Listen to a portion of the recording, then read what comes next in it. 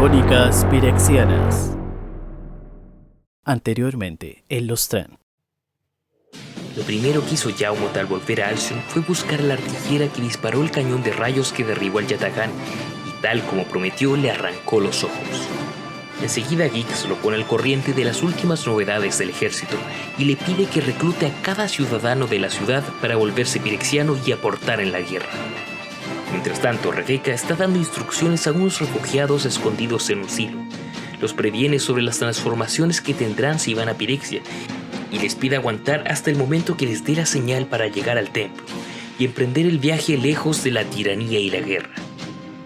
Enseguida va a ver cómo se encuentra su esposo, pero ya es demasiado tarde, pues ha vuelto a caer en coma. Con horror descubre que lo que le decía Glacian era cierto. Yaumot le había puesto una piedra de poder dentro de su herida con Tisis. En el momento de este terrible descubrimiento, el Lord de Pirexia aparece frente a ella y con un extraño anillo le inyecta una droga. Sin fuerzas para resistirse, Rebeca es raptada y llevada a Pirexia junto al cuerpo inerte de su marido. Capítulo 26. Rebeca tuvo un sueño extraño. Ella estaba parada junto a Yaumot en la primera esfera de Pirexia. Ambos miraban desde un riachuelo de piedra negra. Las praderas de abajo, desde las montañas al bosque, estaban cubiertas con una enorme... ¿cosa? Parecía un hongo, una carnosidad marrón blanca, estantes inclinados, tallos agrupados, brillantemente opaco, suavemente sólido. La cosa olía a muerte y suciedad, pero también a vida y renovación. ¿Qué es? Preguntó Rebeca a Yaumot en su sueño. ¿Qué es lo que ha crecido aquí, en tu mundo? Miró a Rebeca con tanta alegría de sorpresa que pareció un joven dios del sol. ¿No lo sabes? ¿No lo reconoces? De hecho, ella no lo hizo. Se trataba claramente de una planta pirexiana. Sus cúpulas amorfas tenían el mismo contorno de las montañas bajas. Sus tallos eran tan agresivos y ajenos como el bosque compactado de más abajo. Sus raíces estaban hinchadas y hundidas en la tierra, tal y como Rebeca habría diseñado pilotes para unos cimientos. La enfermería. Era su diseño, sí, pero había crecido. Había proliferado como un hongo. Los tejados habían convertido, cúpula tras cúpula, en un enorme campo. Las apiladas habitaciones de los enfermos se habían extendido colonia tras colonia. Los cimientos se habían convertido literalmente en raíces, aprovechando el poder de la tierra.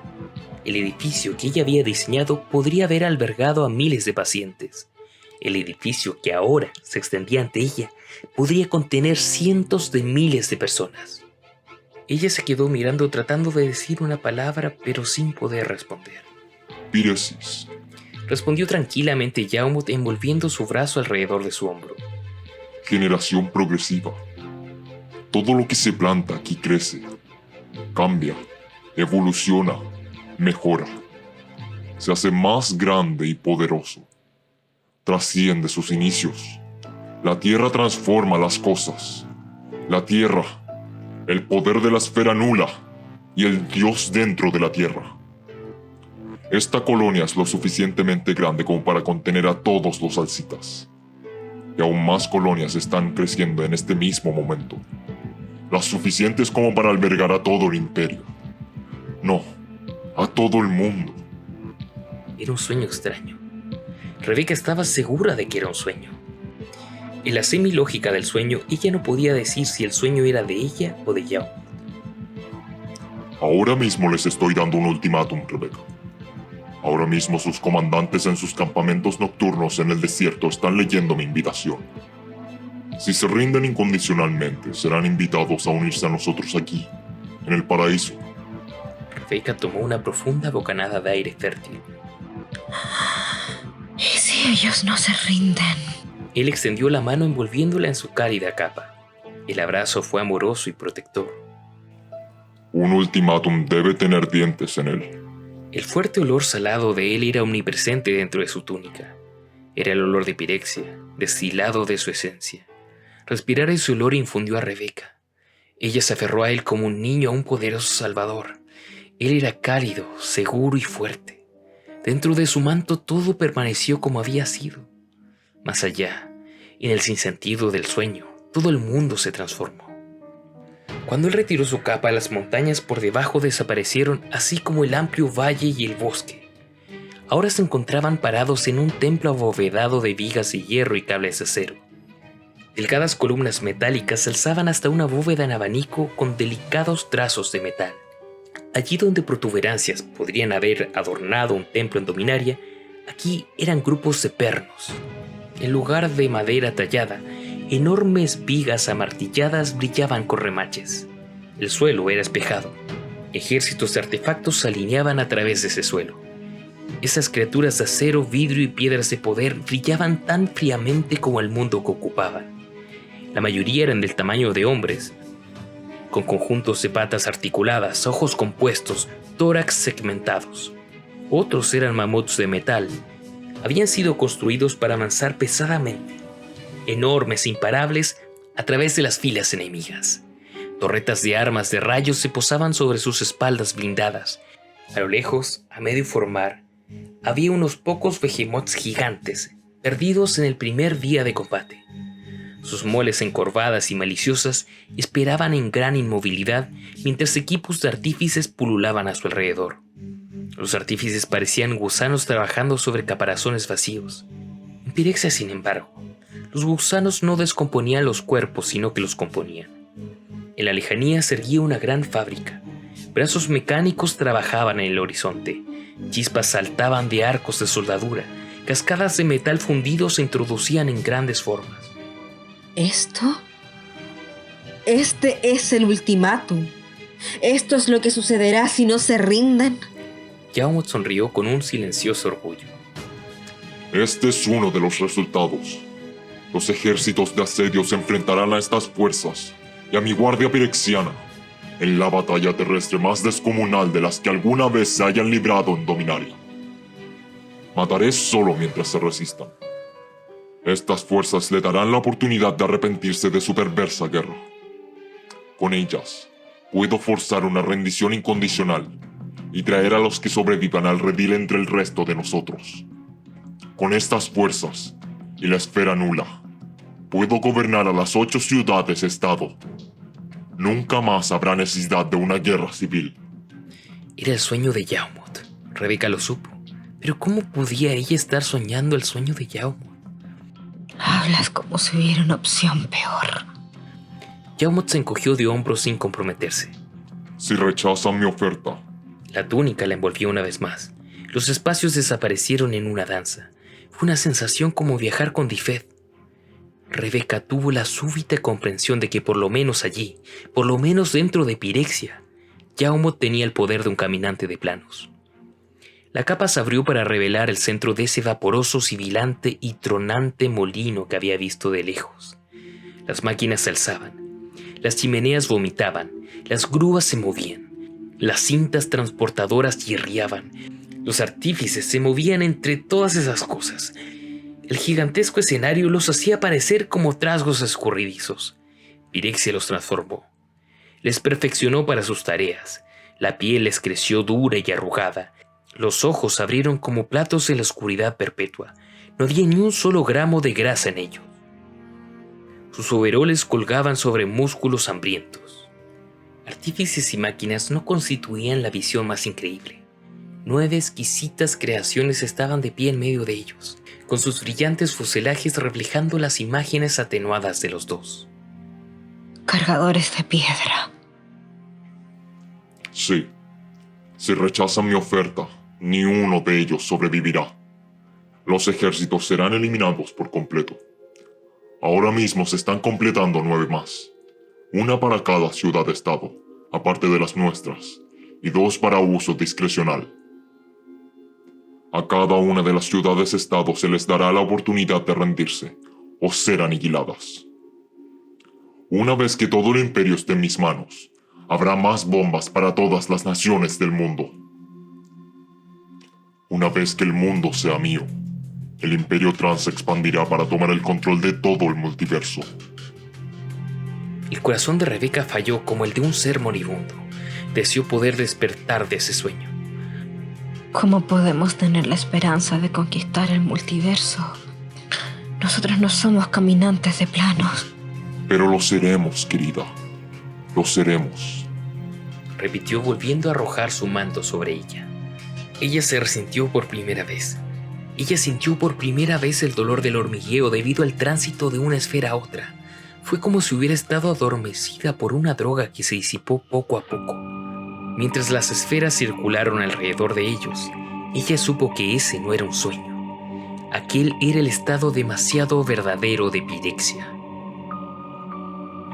El manto se retiró para revelar el lugar más horrible de todos. En esa esfera carmesí, iluminada por hornos de 2000 metros de altura, eructando grandes coronas de llamas, la tierra estaba llena de miles de filas de tanques gigantescos. Estos se extendían a través de las colinas como surcos en una granja. Dentro de cada uno se escondía un alma atormentada inmersa en un aceite dorado. Algunos tanques guardaban criaturas sin vida, al parecer en formol. Otros servían en la desesperante agonía del animal dentro. Sacerdotes de los tanques en sus vestimentas rojas caminaban a lo largo de pasarelas por encima de los receptáculos. Cada cierto intervalo introducían barras de piedras de poder dentro de ellos. Las criaturas que habían estado quietas saltaban en un movimiento repentino. Les llamamos sacerdotes, pero en realidad son meros granjeros. Ellos están levantando cosechas de nuevas criaturas. Están criando pirexianos. Rebeca ni siquiera podía hablar. Ella simplemente quedó allí parada en un rellano de metal por encima de la red de pasarelas. Un día tal vez todos los pirexianos serán caminantes de planos. Los eugenistas de los laboratorios de arriba están buscando la clave. Él le tomó la mano y la llevó por un conjunto de escalones de malla hacia una habitación en la parte superior. La cámara de 9 lados era de acero pulido e iluminada con linternas de piedras de poder. Brillaba con una orgullosa esterilidad. Solo los vestidos rojos de los 4 sacerdotes de los tanques le daban un color a la cámara. Losas del mismo metal sobresalían de las paredes, del tamaño de camillas, pero tan frías y poco acogedoras como hendiduras en unas catacumbas. En ese momento solo había una de las plataformas ocupadas. Los 4 sacerdotes de los tanques y una variedad de complejos artefactos mecánicos se agrupaban en torno a la figura. 3 de los sacerdotes trabajaban diligentemente con sus dedos ensangrentados hasta el tercer nudillo. Susurros sibilantes se movían entre ellos desde detrás de las máscaras negras que llevaba. El sacerdote restante tomaba asiduas notas de todo lo dicho. Estos son mis mejores cirujanos, entrenados por mí personalmente. Han estado trabajando en este mismo paciente durante más de un mes. Han explorado y documentado cuidadosamente cada uno de los tejidos vivos. ¿Vivos? Rebeca miró más allá de los sacerdotes. La criatura en medio de ellos no podría haber estado viva. La mujer estaba abierta de la cabeza a los pies. Un corte largo y limpio corría desde el dedo central de su mano izquierda, por la palma, a través de la muñeca, a lo largo de la longitud del brazo, pasando por el hombro, a través del torso hacia la cadera derecha y hacia abajo hasta la punta del pie. A lo largo de la marca del corte, la piel había sido cuidadosamente despellejada y clavada hacia atrás. Debajo, los músculos habían sido analizados. Las capas de grasa dejadas a un lado, los tendones hendidos y sujetados, los huesos aserrados en 2. Allí donde habían aparecido órganos, los puertos de entrada y salida de los mismos habían sido mapeados con alfileres numerados que pulsaban con los movimientos de los fluidos. Cuidadosos recortes habían clavado los temblorosos sacos exteriores y abierto los centros cálidos. Un pulmón cortado parecía un esponjoso bizcocho rosa, resumando salsa de cerezas por aquí y por allá. El enorme y rubio hígado podría haber sido una morcilla a través de la cual alguien había deslizado una cuchara. El páncreas era blanco y escamoso como el queso de cabras. El riñón mostraba la intrincada geometría interna de un bulbo de coliflor. Los intestinos habían desaparecido por completo y el estómago no era más que una bolsa desinflada. Sin embargo, la mujer vivía. ¿Por qué haces esto? ¿Por qué la atormentas? Ella no siente ningún tormento. Ella ya no tiene la capacidad. ¿Qué quieres decir? La cortaste de par en par. ¿Cómo no puede sentir nada de esto? no tiene la capacidad. Cada capacidad del ser humano tiene su sede en un órgano o sistema especializado. El pensamiento, el movimiento, la digestión, el habla, la reproducción, la respiración, la curación, el dolor. La enfermedad no es más que una disfunción de estos órganos y sistemas. Una persona privada de uno de estos órganos se le priva de la capacidad del órgano. Nosotros le hemos privado del órgano de la agonía. Fue solo entonces que Rebeca vio la delgada barra de metal que se adentraba en el corte irregular de su frente. La varilla se sacudía ligeramente con una rotación tranquila pero inconfundible. Dentro de ese cráneo fracturado se movían unos rotores. Rebeca cayó de rodillas y hundió la cabeza entre las manos. Del mismo modo, una persona a la que se le concede un órgano específico se le concede su capacidad. Los seres humanos no pueden volar ya que no tenemos el órgano del vuelo, alas. Si se nos conceden alas, podríamos volar como las águilas. ¿Por qué, Yaumod? ¿Por qué haces esto? Si hay un órgano propio de un caminante de planos, y debe haber alguno, esta mujer lo tiene.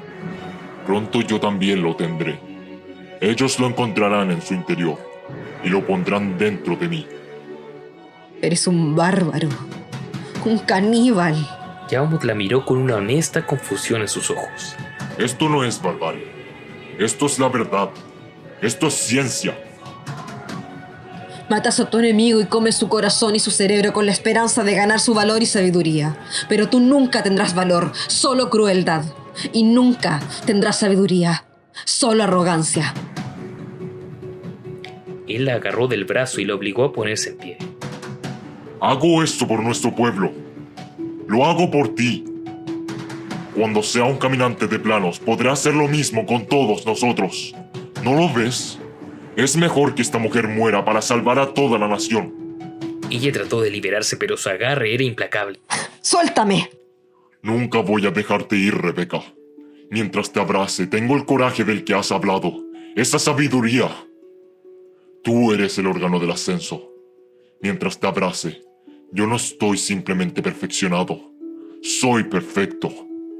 Cuando la capa se volvió a abrir, ambos no estaban en ningún lugar y en cada lugar. Era un espacio oscuro y sin embargo atravesado por la luz. Era un lugar caótico. Yaumod se hinchó para ocuparlo todo. El lugar retrocedió ante él hasta que todo fue Yaumod. Él la inundó con su pelo y sus ropas. La apretó contra cada centímetro de él. Hizo brillar su imagen en sus ojos y cantó en sus oídos. Respirar fue como introducirlo en sus pulmones y sin embargo ella debía respirar. En los últimos momentos jadeantes, antes de que la esencia de él hubiera penetrado hasta el último tejido y rizo de su cerebro, ella encerró un secreto que él nunca sabría. Entonces, él la poseyó por completo. Él había deseado este momento desde que había entrado al cuarto de esa enfermería años atrás.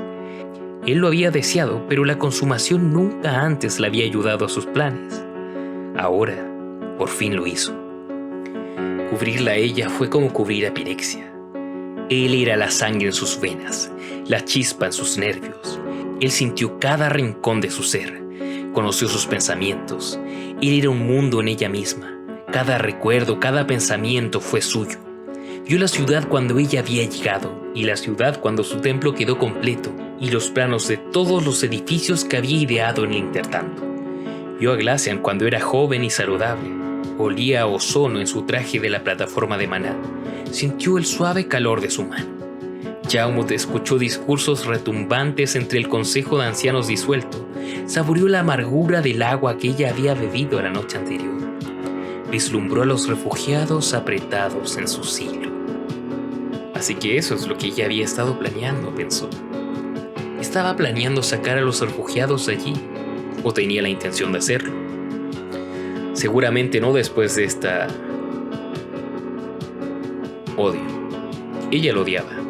Ella solo sintió terror y asco en su presencia. Parte de ese terror era respeto, por supuesto. Parte de ello había sido la comprensión de que él no podía ser superado ni siquiera igualado. Yaumod se animó. El respeto era algo, pero él había esperado amor, no odio. Tal vez era solo recientemente que ella había llegado a odiarlo. Fue cuando él se la llevó lejos de Glacia.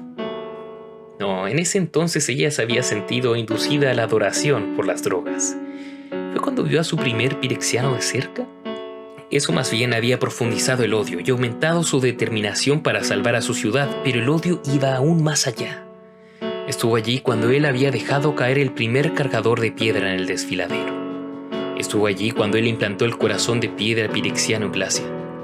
Estuvo incluso allí, en forma natal, cuando Difed había transportado a los ancianos presos a Mercadia. Yamo tomó nota de cómo sería ese mundo y apretó aún más. Su pequeño odio, aunque delgado y pequeño, se extendía mucho más atrás, hasta su primer encuentro, cuando Yamo tomó una muestra de piel de su marido. Sí, pero allí donde hay odio también hay amor. Ellas son mitades de un todo. Todo amor tiene un hilo de odio y todo odio tiene un hilo de amor. Ella ya no sentía amor por él. Ahora no, nunca lo tendría. Yaumot estaba asombrado.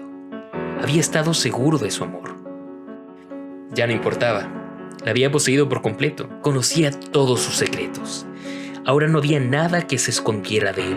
Estaba en cada uno de sus tejidos, en cada uno de sus pensamientos. Ella ya ni siquiera tenía una mente sin él. ¿Qué necesidad tenía él de amor? Yaumot pensó. Pirexia no me conocía cuando la toqué por primera vez. Pero igual ha llegado a amarme. Rebeca será lo mismo. Había pasado tal vez un día antes de que llegara la noticia del ataque Tran. Ellos habían asesinado a todos los reparadores de chimeneas.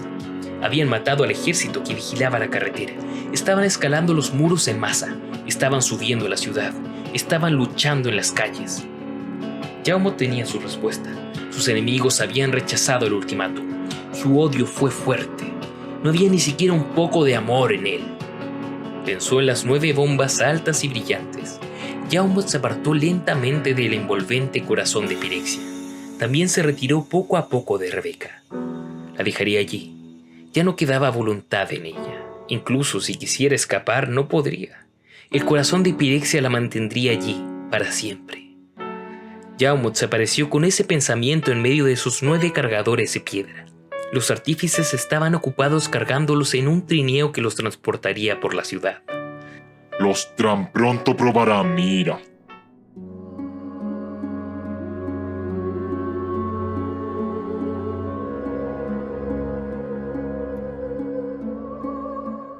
Demasiado tiempo tardé en darme cuenta quién era verdaderamente Yaumot. Mi marido tuvo razón todo el tiempo. Cada sospecha, cada acusación, todo era real. Pero de nada sirve lamentarse del pasado ahora. Acompáñenme en el final de esta historia y ayúdenme a expulsar al monstruoso líder pirexiano. Tenemos que salvar a los Tran. No, a toda Dominaria. ¿Cómo hacerlo? Den like al video y suscríbanse al canal. Con su ayuda, sé que la luz finalmente se impondrá